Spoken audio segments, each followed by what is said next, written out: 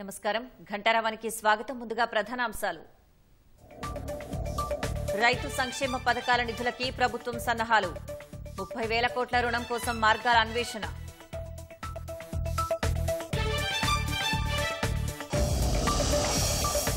Narayanpet Peddapalli ఘటనలపై CM Revanth ఆగ్రహం.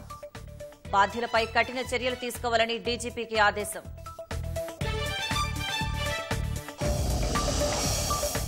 రాష్ట్రంలో IAS, ఐపీఎస్ల స్థానచలనానికి రంగం సిద్దం. ప్రభుత్వ శాఖల్లో సమూల ప్రక్షాళన చేయనున్న సర్కార్.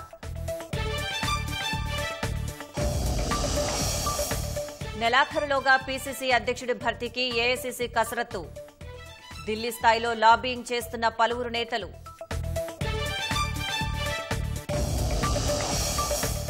సాంకేతికతలో గుత్తాధిపత్యం వద్దన్న ప్రధాని మోదీ. G7 అనుబంధ సదస్సులో ప్రపంచానికి పిలుపు.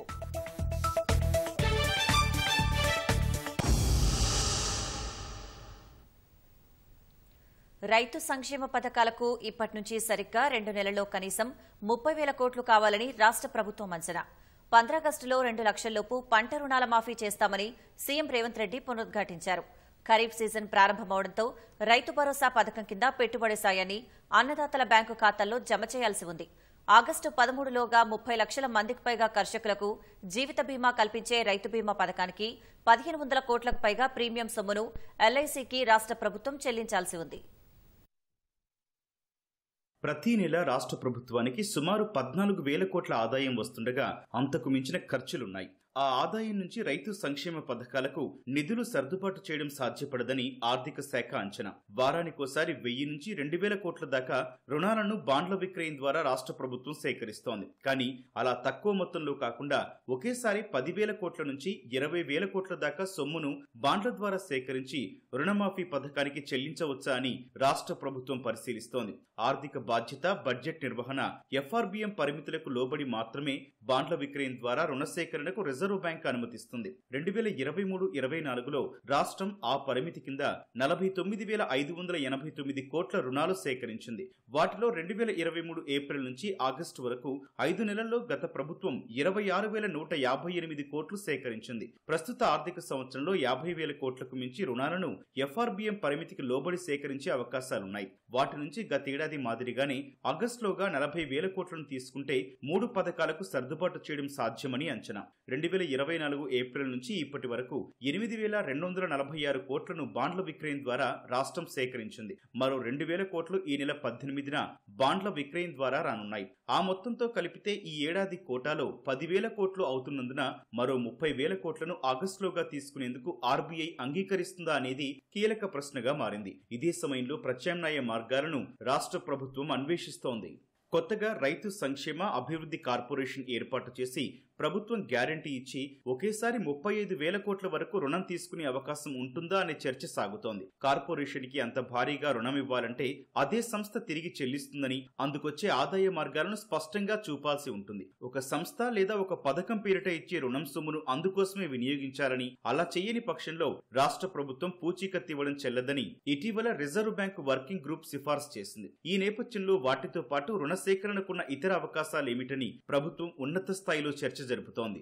రుణమాఫీ సొమ్మును జూలై 15 నుంచి ఆగస్టు 15 వరకు దశల వారీగా తొలుత 50,000 లోపు, ఆ తర్వాత నిధుల లభ్యతను బట్టి 75,000, 1,00,000 పెంచుతూ బ్యాంకులకు జమ చేసే విధానాన్ని ప్రభుత్వం పరిశీలిస్తోంది. రైతుల్లో 70% మందికి 1,00,000 లోపే బాకీ ఉన్నట్లు అంచనా. వారికి తొలి దశలో మాఫీ చేసి మిగిలిన వారికి విడతల వారీగా ఆగస్టు 15లోగా జమ చేస్తే ఎలా ఉంటుందనే చర్చ సాగుతోంది. నిధుల లభ్యతపై స్పష్టత వచ్చాక రుణమాఫీకి అర్హులైన రైతుల గుర్తింపు, వారి తరపున బ్యాంకులకు ప్రభుత్వ చెల్లింపు విధానం ఖరారవుతాయని అధికార వర్గాలు చెబుతున్నాయి. ఈ ఏడాది పూర్తి చేసి సాగునీరు అందించే అవకాశమున్న ప్రాజెక్టులపై రాష్ట్ర ప్రభుత్వం దృష్టి సారించింది. ఇప్పటికే 75% పూర్తయిన ప్రాజెక్టులకు బడ్జెట్లో తగిన నిధులు కేటాయించడం ద్వారా సాగునీరు అందించే ప్రణాళికలపై దృష్టి పెట్టింది. అందులో భాగంగా నీటిపారుదల శాఖ మంత్రి ఉత్తమ్ కుమార్ రెడ్డి ఉన్నతాధికారులు, ఈఎన్సీలు, చీఫ్ ఇంజనీర్లతో దృశ్య మాధ్యమ సమీక్ష నిర్వహించారు. 75% పైగా పనులు జరిగి తక్కువ వ్యయంతో పూర్తయ్యే ప్రాజెక్టులపై చర్చించారు. ఆయా ప్రాజెక్టులకు సంబంధించి పూర్తి చేయాల్సిన పనులు, ఉన్న ఇబ్బందులపై సమావేశంలో చర్చించారు. ప్రాజెక్టుల వారీగా చేయాల్సిన పనులు, ఒక్కో పనికి అయ్యే వ్యయం, అందుకు సంబంధించిన పూర్తి వివరాలను సిద్ధం చేయాలని మంత్రి ఉత్తమ్ ఆదేశించారు. అందుకు అనుగుణంగా బడ్జెట్లో నిధుల కేటాయింపు చేసుకుని పూర్తి చేసుకునేలా ప్రణాళికలు రూపొందించాలని చెప్పారు. జియోటెక్నికల్ ఇన్వెస్టిగేషన్లో భాగంగా నేల స్వభావాన్ని అంచనా వేసేందుకు అన్నారం బ్యారేజీలో చేపట్టిన నమూనాల సేకరణను అర్ధాంతరంగా నిలిపివేసినట్లు తెలిపింది. కోర్ కటింగ్ కోసం డ్రాఫ్ట్ వద్ద డ్రిల్లింగ్ చేపట్టగా భారీగా ఇసుక, నీరు బయటకు వచ్చాయి. ఆందోళనకు గురైన ఇంజనీర్లు ముందుకు వెళ్లకుండా ఆపేసినట్లు సమాచారం. గతంలో సీపేజ్ ఉన్నా ఇసుక రాలేదు. ఇప్పుడు కోర్ డ్రిల్లింగ్ లో ఇసుక కూడా కలిసి రావడంతో నమూనాల సేకరణ ప్రక్రియ నిలిపివేసినట్లు తెలిసింది. వచ్చే వారం CWPRS నిపుణులు వచ్చిన తర్వాత వారితో చర్చించి తదుపరి నిర్ణయం తీసుకోనున్నట్లు నీటిపారుదల శాఖ వర్గాలు తెలిపాయి.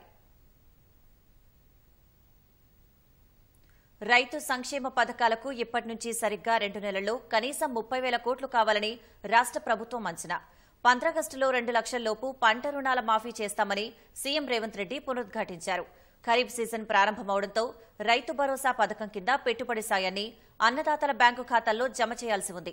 ఆగస్టు 13లోగా 30 లక్షల మందికి పైగా కర్షకులకు జీవిత బీమా కల్పించే రైతు బీమా పథకానికి 1,500 కోట్లకు పైగా ప్రీమియం సొమ్మును LICకి రాష్ట్ర ప్రభుత్వం చెల్లించాల్సి ఉంది.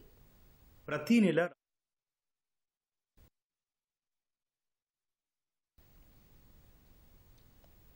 బ్యాంకు అధికారులు రైతు పొలంలో ఫ్లెక్సీ పెట్టడంపై వ్యవసాయ శాఖ తుమ్మల నాగేశ్వరరావు ఆగ్రహం వ్యక్తం చేశారు. రాష్ట్ర వ్యాప్తంగా వివాదాస్పదమై చర్చనీయాంశంగా మారిన ఈ ఉదంతంపై మంత్రి తుమ్మల ఆరా తీశారు. ఈ ఘటనకు సంబంధించిన వివరాలను బ్యాంకు అధికారులు మంత్రికి వివరించారు. గడువు పూర్తయిన తర్వాత అనేకసార్లు రైతును కలిసి రుణం చెల్లించాలని విజ్ఞప్తి చేశామని బ్యాంకు అధికారులు మంత్రికి తెలిపారు. బ్యాంకుకు తనఖా పెట్టిన భూమిని ఇతరులకు విక్రయిస్తున్నట్టు తెలిసి ఫ్లెక్సీ పెట్టాల్సి వచ్చిందని బ్యాంకు అధికారులు చెప్పగా మంత్రి వారిపై మండిపడ్డారు. ఇలాంటి ఫ్లెక్సీలు పెట్టడం వంటి పద్ధతులను ప్రభుత్వం ఉపేక్షించదని స్పష్టం చేశారు.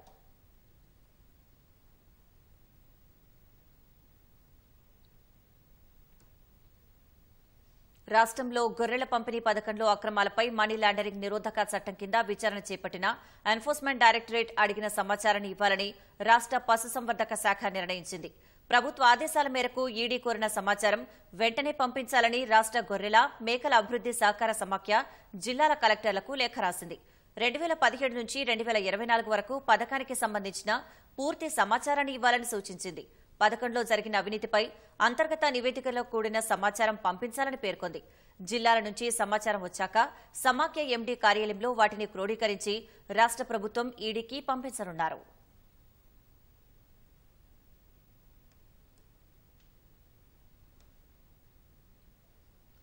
రాష్ట్రంలో భారీగా ఐఏఎస్, ఐపీఎస్ల బదిలీలకు ప్రభుత్వం రంగం సిద్దం చేస్తోంది.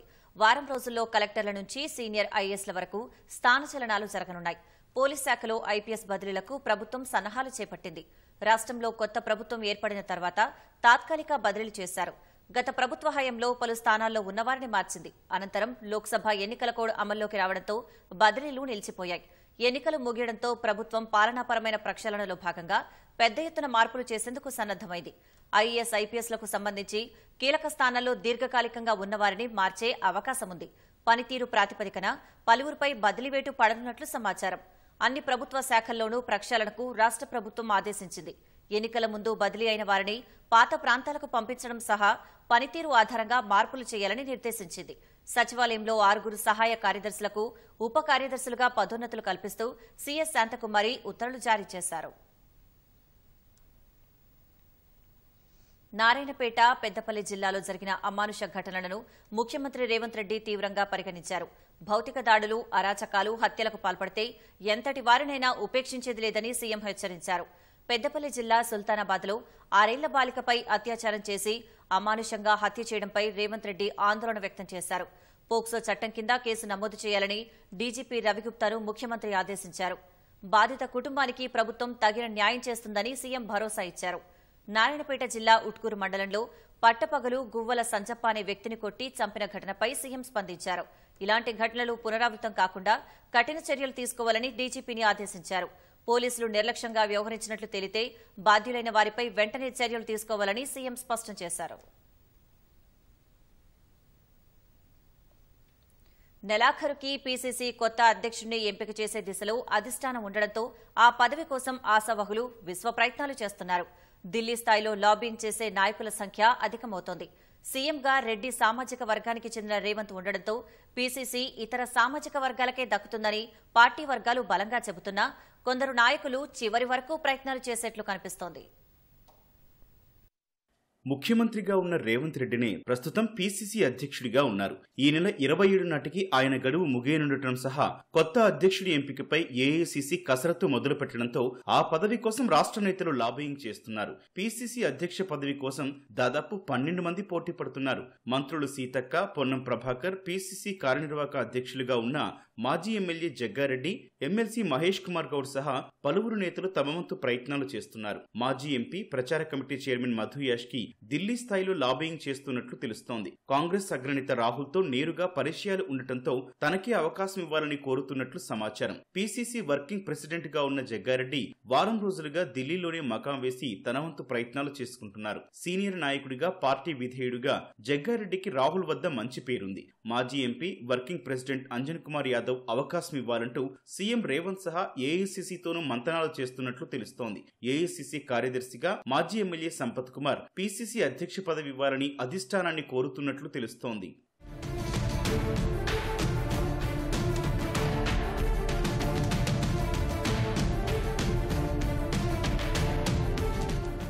కొత్త రథసారథి కోసం దాదాపు 12 మంది ప్రయత్నాలు చేసుకుంటున్నా సామాజిక సమతుల్యత పాటించి పార్టీ అధిష్టానం ముందుకెళ్లాల్సి ఉందన్న అభిప్రాయం వినిపిస్తోంది. సీఎంగా రెడ్డి సామాజిక వర్గానికి చెందిన రేవంత్ ఉండడంతో పీసీసీ అధ్యక్షుడిగా ఆ సామాజిక వర్గానికి ఇచ్చే అవకాశం దాదాపు లేదని పార్టీ వర్గాలు చెబుతున్నాయి. రెడ్డి ఇతర సామాజిక వర్గాలకు పీసీసీ అధ్యక్ష పదవి దక్కే అవకాశం ఉందని స్పష్టమవుతోంది. నెలాఖరు నాటికి పీసీసీ అధ్యక్ష పదవి గడువు ముగియనుండటంతో అంతలోపే ఆ ప్రక్రియ పూర్తి చేయాలని ఏఐసీసీ యోచిస్తున్నట్లు సమాచారం.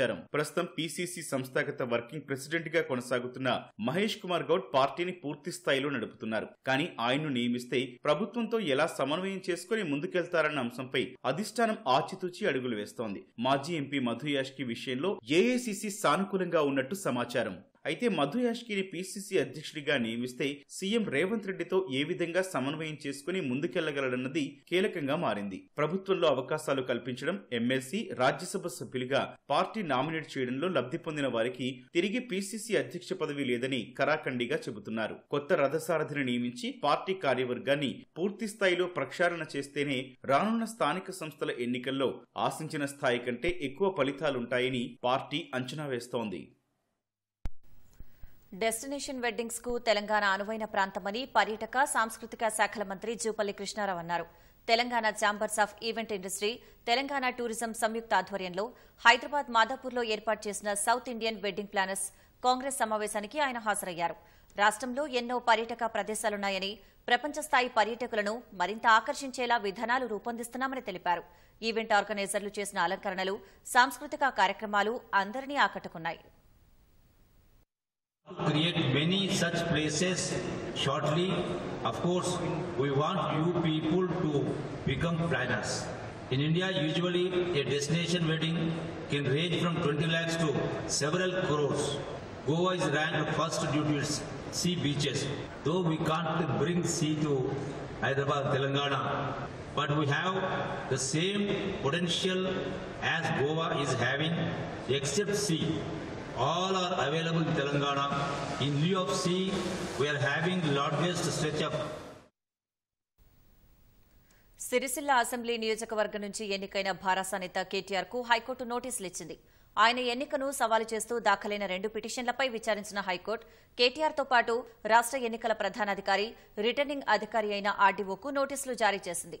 కేటీఆర్ నామినేషన్ సందర్భంగా వాస్తవాలను వెల్లడించలేదని, అందువల్ల ఎన్నిక చెల్లదని కాంగ్రెస్ తరపున పోటీ చేసిన కేకే మహేందర్ రెడ్డి, లగిశెట్టి శ్రీనివాసులు వేర్వేరుగా పిటిషన్లు దాఖలు చేశారు. వీటిపై జస్టిస్ నామవరపు రాజేశ్వరరావు విచారణ చేపట్టారు. భార్యతో పాటు మైనర్ అయిన కుమార్తె మాత్రమే తనపై ఆధారపడి ఉన్నట్లు కేటీఆర్ ఎన్నికల అఫిడవిట్లో తెలిపారని పిటిషన్లు పేర్కొన్నారు. గతేడాది జూలైలో మేజర్ అయిన కేటీఆర్ కుమారుడు హిమాంశు సిద్దిపేట నియోజకవర్గంలోని మార్కుక్ మండలం వెంకటాపూర్లో 4 ఎకరాలు, ఎర్రవల్లిలో దాదాపు 32 ఎకరాలు కొనుగోలు చేశారన్నారు. వీటి కోసం 10.5 లక్షలు, 88 లక్షలు చెల్లించారని, తండ్రి సాయం లేకుండా అంత మొత్తం ఎలా చెల్లించారన్నది వెల్లడించలేదన్నారు. అఫిడవిట్లో వాస్తవాలను తొక్కిపెట్టడం, ప్రజా ప్రాతినిధ్య చట్టంలోని సెక్షన్ 123తో పాటు రుక్మిణి మాదగౌడ వర్సెస్ ఎన్నికల సంఘం కేసులో సుప్రీంకోర్టు తీర్పులకు విరుద్దమన్నారు. వాదనను పరిశీలించిన న్యాయమూర్తి 4 వారాల్లో కౌంటర్లు దాఖలు చేయాలని ఆదేశిస్తూ విచారణను వాయిదా వేశారు. కాంగ్రెస్ ఇచ్చిన హామీలు నీటి మూటలని తలపిస్తున్నాయని మాజీ మంత్రి భారాస ఎమ్మెల్యే హరీష్ రావు ఆక్షేపించారు. అధికారంలోకి వచ్చిన 100 రోజుల్లోనే హామీలు అమలు చేస్తామని బాండ్ పేపర్ల మీద రాసిచ్చిన కాంగ్రెస్ 191 రోజులు గడిచినా ఆచరణలో విఫలమైందని మండిపడ్డారు.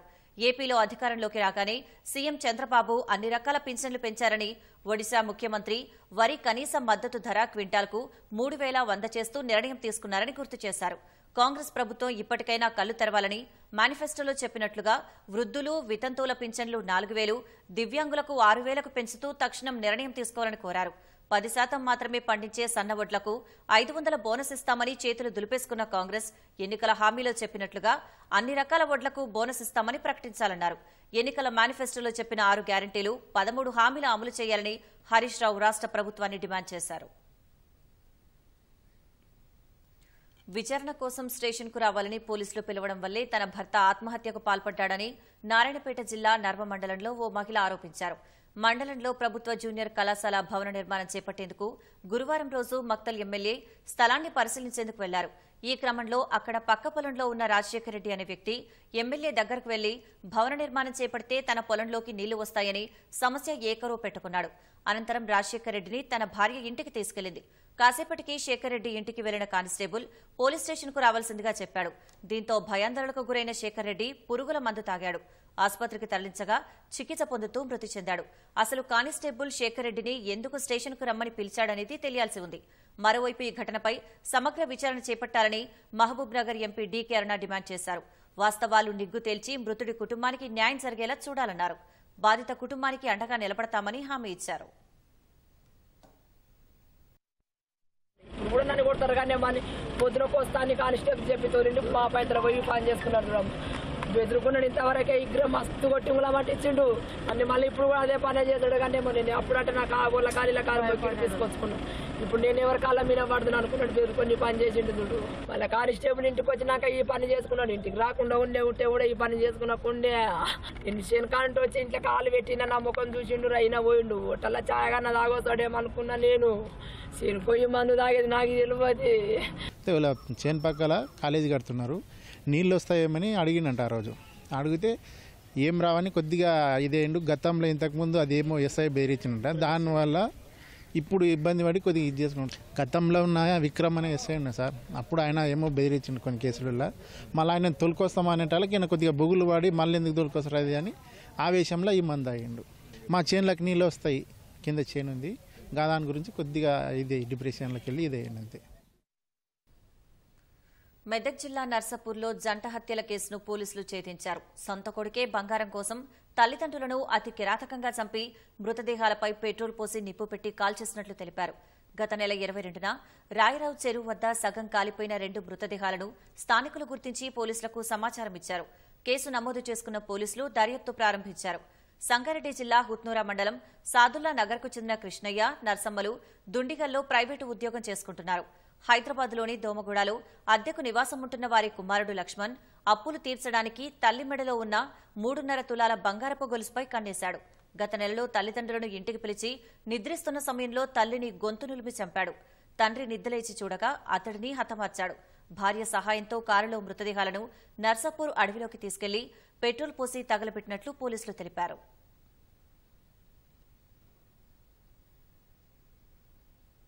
హైదరాబాద్ కొత్తపేటలో గంజాయి బ్యాచ్ వీరంగం సృష్టించింది. అర్ధరాత్రి జనార్దన్ నాయుడు అనే వ్యక్తి ఇంటి ముందు కొందరు నిత్యం మద్యం, గంజాయి తాగుతూ చుట్టుపక్కల వాళ్లను భయభ్రాంతులకు గురి చేస్తున్నారు. విషయం తెలిసిన జనార్దన్ నాయుడు ఇబ్బందులకు గురి చేయొద్దని సూచించారు. మద్యం మత్తులో ఉన్న దుండగులు కర్రలతో దాడి చేయడంతో ఆయన తీవ్రంగా గాయపడ్డారు. స్థానికులు తీసిన దాడి వీడియోలు సామాజిక మాధ్యమాల్లో వైరల్గా మారాయి. తనతో పాటు ఇంటిపైన దాడి చేసి అద్దాలు పగలగొట్టారని బాధితుడు పోలీసులకు ఫిర్యాదు చేశారు. దాడికి పాల్పడిన 7గురిని అదుపులోకి తీసుకుని రిమాండ్కు తరలించినట్లు సరూర్ నగర్ పోలీసులు వెల్లడించారు.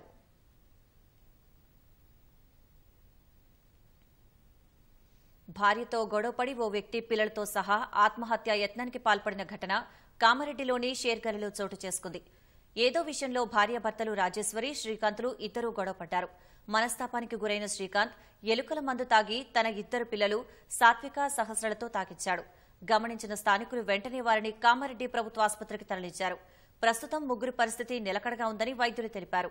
భార్యాభర్తలు ఏ విషయంలో గొడవపడ్డారనే విషయంపై పోలీసులు ఆరా తీస్తున్నారు.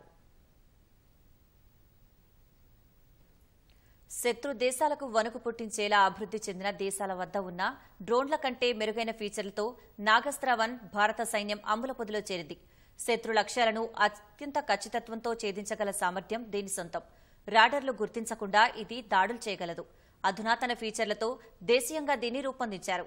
ఇప్పటికే 120 నాగస్త్ర-1లు భారత సైన్యం చేతికి చేరాయి. భారత సైన్యం అమ్ముల పొదలోకి సరికొత్త అస్త్రం చేరింది. నాగ్పూర్లోని సోలార్ ఇండస్ట్రీస్ అభివృద్ధి చేసిన నాగాస్త్ర-1 భారత సైన్యం చేతికి వచ్చింది. 480 నాగాస్త్రాలను సైన్యం ఆర్డర్ చేయగా వాటిలో 120 సైన్యం ఆయుధ డిపోకు చేరాయి. వైమానిక దాడుల కోసం ఈ నాగాస్త్ర-1 ఉపయోగిస్తారు. యుఏఈ ఆధారిత వ్యవస్థతో ఇది పనిచేస్తుంది.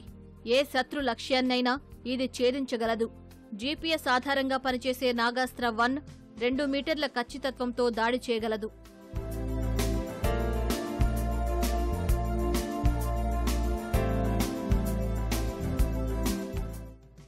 నాగాస్త్ర-1 4500 మీటర్ల ఎత్తు వరకు ఎగురగలదు. రాడార్లు గుర్తించకుండా దాడులు చేసే సామర్థ్యం దీని సొంతం.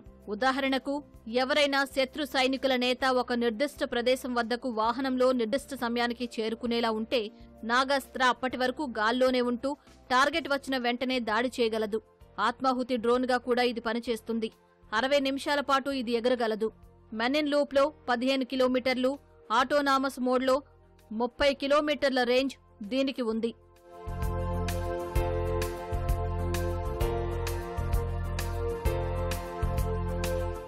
రాత్రి పగలు పనిచేసేలా నిఘా కెమెరాలు నాగాస్త్రకు ఉంటాయి. అభివృద్ధి చెందిన దేశాల వద్ద ఉన్న డ్రోన్ల కంటే దీన్ని మెరుగ్గా రూపొందించారు. మధ్యలో నిలిపివేయడం, రికవర్, తిరిగి ఉపయోగించడం వంటి ఫీచర్లను నాగాస్త్ర కలిగి ఉంది. లక్ష్యాన్ని గుర్తించలేకపోయినా లేదా మిషన్ను మధ్యలో రద్దు చేసినా నాగాస్త్రను తిరిగి వెనక్కి రప్పించవచ్చు. సాఫ్ట్ ల్యాండింగ్ కోసం దీనికి పారాచూట్ సదుపాయం కూడా ఉంది. దేశీయంగానే దీన్ని రూపొందించడం గమనార్హం. సాంకేతిక రంగంలో గుత్తాధిపత్యానికి తెరదించాలంటూ అంతర్జాతీయ సమాజానికి ప్రధాని నరేంద్ర మోదీ పిలుపునిచ్చారు. ఆధునిక సాంకేతికతలు అందరికీ అందుబాటులోకి వచ్చేలా చూడాలని, అప్పుడే సమ్మిళిత సమాజానికి పునాదులు పడడంతో పాటు అసమానతల నిర్మూలన సాధ్యమవుతుందని ఉద్ఘాటించారు. G7 శిఖరాగ్ర సదస్సుకు అనుబంధంగా ఇటలీలో అపులియా ప్రాంతంలోని బోర్గో ఇగ్నాజియా రిసార్ట్లో నిర్వహించిన కీలక సమావేశంలో మోదీ ప్రసంగించారు. కృత్రిమ మేధ, ఏఐను పారదర్శకంగా, సుభద్రంగా మార్చడంతో పాటు అందరికీ అందుబాటులోకి తెచ్చేలా అన్ని దేశాలతో కలిసి భారత్ పనిచేస్తుందని హామీ ఇచ్చారు. ప్రస్తుతం ప్రపంచవ్యాప్తంగా నెలకొన్న అనిశ్చిత పరిస్థితులు, ఉద్రిక్తతల తాలూకు ఒత్తిడి గ్లోబల్ సౌత్ దేశాలకు సవాలుగా మారిందని అన్నారు. గ్లోబల్ సౌత్ ఆందోళనలు, ప్రాధాన్యాల గురించి అంతర్జాతీయ వేదికపై గళమెత్తడాన్ని భారత్ తన బాధ్యతగా పరిగణిస్తోందని పేర్కొన్నారు. అందులో భాగంగానే ఆఫ్రికాకు అధిక ప్రాధాన్యమిస్తున్నామని తెలిపారు. అటు G7 సదస్సులో మోదీ, పోప్ ఫ్రాన్సిస్ ఆత్మీయ ఆలింగనం చేసుకున్నారు. భారత్ను సందర్శించాలంటూ పోప్ను మోదీ ఆహ్వానించారు.